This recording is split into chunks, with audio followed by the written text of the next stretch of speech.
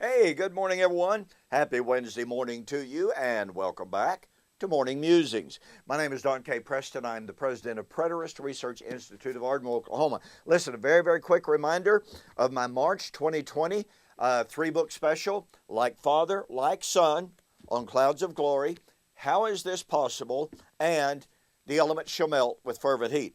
Again, if you purchase those books separately and paid shipping, it would cost you $60. But for the March 2020 special, U.S. orders only, all right, your total delivered price is $40. And by the way, thank you for the good response to this very, very good special offering. All right, we are, pardon me, continuing our look at Matthew chapter 24, specifically verse 31. Where Jesus said, the Son of Man will send forth his angels with the sound of the great trumpet. They shall gather together the elect from one end of heaven to the other. Now, what we have here is a citation, as I've been sharing with you, a direct citation of Isaiah chapter 27. I haven't yet found, there may be somebody out there that denies it, but I haven't found yet a commentator that denies that Jesus was quoting from Isaiah 27:13. Now, what does that mean? Very, very quickly, let's go back over what Isaiah 27:13 or Isaiah 27 foretold. Number one, it foretold the coming of the Lord at the time of the vindication of the martyrs. Isaiah 27 verse 1. In that day, which refers back to Isaiah 26:21. Predicted the time of the coming of the Lord, when the Lord would come out of heaven, the mountains would melt under his feet, and the Lord would avenge the blood of the martyrs. Well, once again, when did Jesus say that all of the blood of all the martyrs would be vindicated? He said it would be in his generation, in the judgment of Jerusalem. Matthew 23:29 and following. Number two, Isaiah 27, this time of salvation, would be when Leviathan, which is Satan, would be crushed and destroyed. Well, when would Satan be destroyed? At the coming of the Lord, oh, by the way, at the end of the millennium, Revelation chapter 20. And Paul said, the God of heaven, the God of peace, shall crush Satan under your feet shortly. Romans chapter 16 and verse 20. In that day, it would be the day of salvation. When's the day of salvation? When Christ would come the second time apart from sin to bring salvation. Hebrews 9:27 and Hebrews 10:37 says it was going to happen in a very, very little while and without delay. As we continue, this time of Israel's salvation would be at the time when the Lord would slay Israel on the one hand and save her on the other. And it would be at the destruction of the temple, the destruction of the altar, the destruction of the people whom the Lord had created. It would be in fulfillment of Deuteronomy chapter 32, the Song of Moses, which is about Israel's last days. Look, I don't have time to do it, certainly not this morning, but one of these days, Lord willing, I'd really like to do an entire series of videos on the Song of Moses and how the New Testament writers apply it.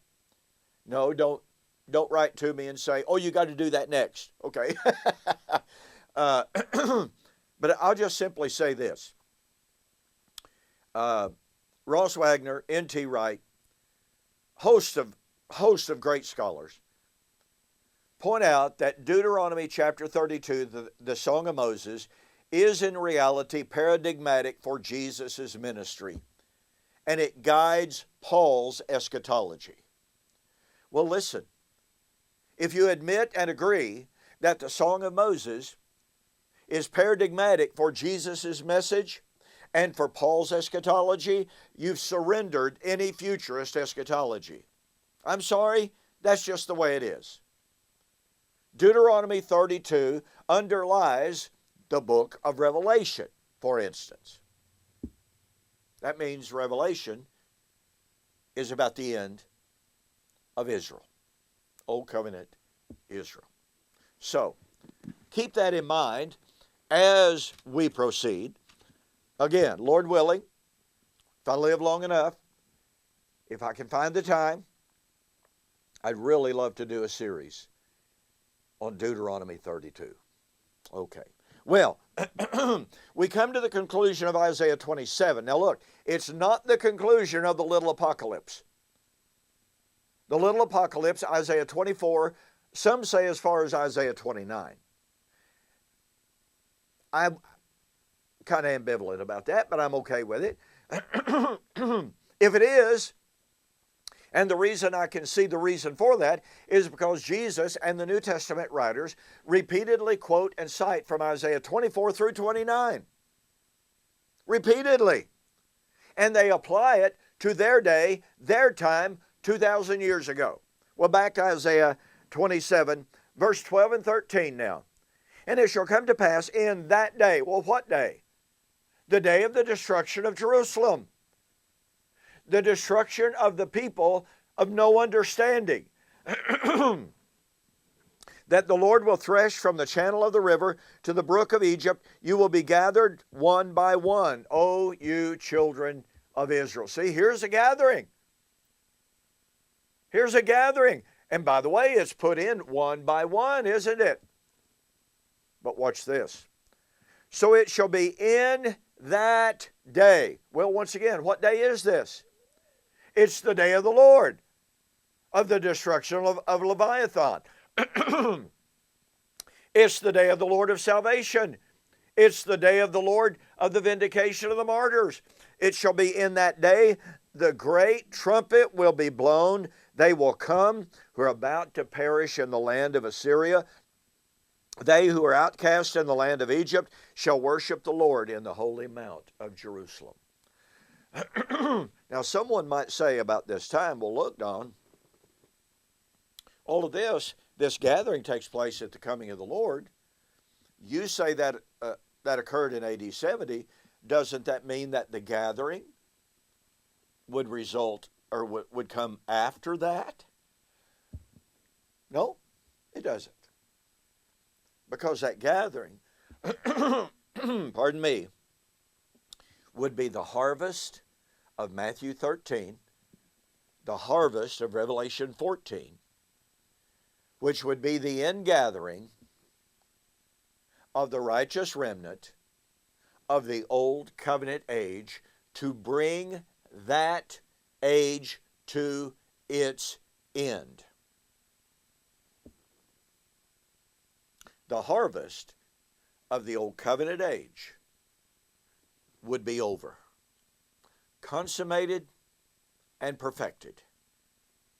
God's work with Israel finalized, finished, as Romans 11, 25 through 27 teaches. But you see the key point to understand here, not only that, I mean, all that's absolutely critical, but it is also absolutely critical to see this would take place at the destruction of Jerusalem, the destruction of the altar, the destruction of the people whom the Lord had created. Pardon me.